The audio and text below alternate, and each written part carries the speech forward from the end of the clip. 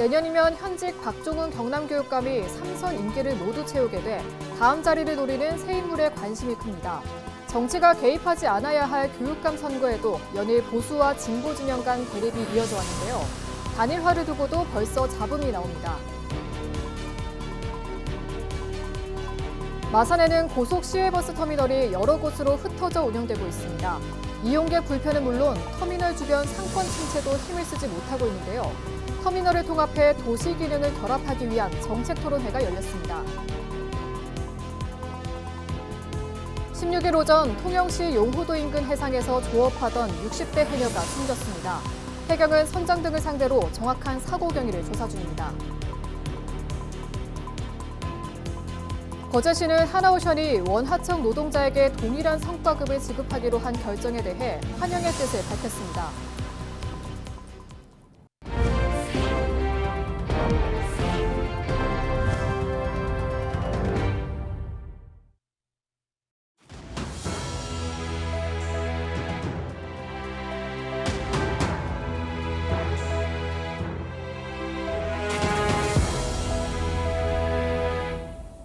시청자 여러분 안녕하십니까?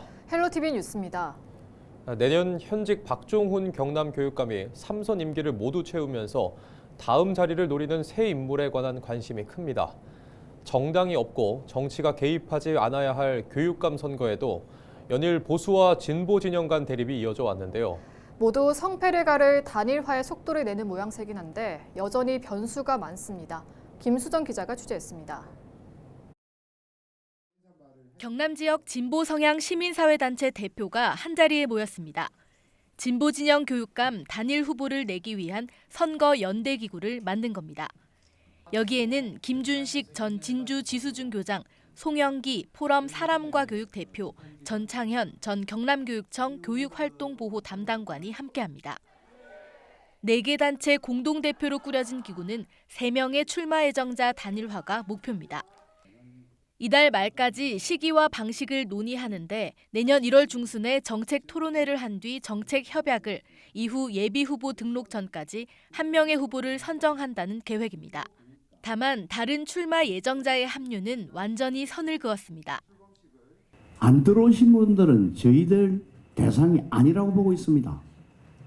그래서 그게는 보수 교육감 측으로 하든지 하지만 우리는 현재로서는 세 분만이 우리의 후보다 생각을 하고 절차를 밟아가고 있습니다. 진보 진영 교육감 선거 출마 예정자인 이충수 경남교사노조 위원장은 연대기구에 특정 정당과 노동조합이 참여하기 때문에 동의할 수 없다는 입장을 취재진에게 밝혔습니다. 또 다른 출마 예정자인 오인태 전 창원 남정초 교장도 중도와 진보, 보수를 아우르는 제3의 길을 걷겠다고 전했습니다. 이보다 앞서 단일화 절차를 밟고 있는 보수 진영 교육감 선거 출마 예정자 사이에는 벌써 잡음이 일고 있습니다. 내년 1월 2차 경선에 나서기로 한 김상권 전 경남교육청 교육국장과 김영곤 전 교육부 차관보가 지난주 열린 1차 여론조사에 문제를 제기한 겁니다. 이들은 비공개가 원칙이던 여론조사 결과가 내부 관계자를 통해 SNS로 유출됐다고 주장했습니다. 그러면서 보수 중도 경남교육감 후보 단일화 연대 측에 책임 있는 설명과 재발 방지 대책이 마련되지 않으면 앞으로 일정에 참여하지 않겠다고 말했습니다. 다만 단일화하지 않겠다는 뜻은 아니라고 강조했습니다. 지금 토론을 해가지고 20일 후에 이걸 정한다. 그것보다는 이게 더 우리 후보들이 출마 예정자들이 그동안에 믿었던 것 같이 확실하게 믿을 수 있는 그런 장치를 해주라. 우리는 100% 믿고 있거든요. 어느 때보다 치열한 경쟁이 예고되는 내년 경남교육감 선거. 각 진영에서 표를 모두 흡수하지 못하거나 경선 잡음으로 불거질 단일화 성패까지 여전히 다자구도로 이어질 수 있는 변수가 산적합니다. 헬로티비 뉴스 김수정입니다. 창원 마산 권역에는 고속 시외버스 터미널이 여러 곳에 흩어져 운영되고 있습니다. 시민들의 불편은 물론이고 터미널 주변 상권도 분산되다 보니 침체되는 속도도 빠른데요. 터미널을 통합해 도시 기능을 결합하자는 정책 토론회가 열렸습니다. 보도에 표영민 기자입니다. 마산 시외버스 터미널입니다. 한때 연간 이용객이 400만 명을 넘었지만 현재는 절반 수준에 그치고 있습니다. 옛 마산 지역에만 고속 시외버스 터미널이 3곳으로 나뉘어 운영되면서 이용객이 분산된 탓입니다. 터미널을 잘못 찾거나 이동 동선도 꼬이는 불편도 빈번합니다. 뭐 서울을 간다든가 뭐 각지 지방에 갈 일이 있으면은 뭐 한 곳에 있으면 편리하겠죠. 사람의 발길이 줄면서 주변 상권도 침체기를 겪고 있습니다. 이용객이 분산되다 보니 상권 효과 역시 분산되는 현재 구조 자체가 문제라는 지적입니다. 16일 창원시의회에서 열린 정책 토론회에서는 터미널을 통합해 교통 기능을 중심으로 상업과 문화 기능을 결합한 복합 공간으로 재편해야 한다는 제안이 나왔습니다. 대보수가 진행이 되는 과정하에서 활성화가 되게 되면 아무래도 그 인근의 상권이 활성화되는 건 자명합니다. 그렇기 때문에 이 효과를 기대하기 위해서는 버스터미널 통합 운영을 지금은 검토할 시점이라고 말씀드릴 수 있습니다. 창원시의회 역시 터미널 통합이 이루어질 경우 환승 편의성과 운영 효율성이 높아지고 유휴부지 활용을 통한 상권 활성화와 도심 재생 효과도 기대할 수 있다고 설명했습니다. 고속버스 터미널과 일부 도움에 불과한 시외버스 터미널 마산역을 통합해야 되는 어떤 형태로든 뭐 정확한 구체적인 방안은 나온 게 없으나 어느 정도 광역교통망과 지역교통망을 통합해야 된다는 그런 여론이 많은 상황입니다. 네. 하지만 막대한 사업비 부담은 물론 기존 상권과 이용객 불편을 어떻게 최소화할지에 대한 고민도 필요합니다. 창원시의회는 이번 토론회에서 논의된 터미널 통합 구상이 차기 창원시장 선거 공약에 반영될 수 있도록 요청할 계획입니다. 헬로티비 뉴스 표영민입니다. 동요 고향의 봄 창작 100주년 기념 사업을 둘러싼 논란과 관련해 창원 의창 지역 주민들이 사업의 정상 추진을 촉구했습니다. 주민들은 16일 창원시의회 앞에서 기자회견을 열고 고향의 봄은 정치나 이념으로 훼손될 수 없는 문화자산이라고 밝혔습니다. 또 기념 사업은 오랜 주민 수건 사업이자 지역 활성화를 위한 사업이라며 정쟁으로 확대하는 것은 부당하다고 주장했습니다. 16일 오전 11시쯤 통영시 용호도 인근 해상에서 조업하던 60대 해녀 A씨가 의식 없이 물 위에 떠 있다는 신고가 통영해경에 접수됐습니다. 신고를 받고 출동한 해경은 의식과 호흡이 없는 A씨를 발견하고 응급조치를 한 뒤 거제 대포항으로 이송해 119 구급대에 인계했습니다. A씨는 인근 병원으로 옮겨졌으나 끝내 숨졌습니다.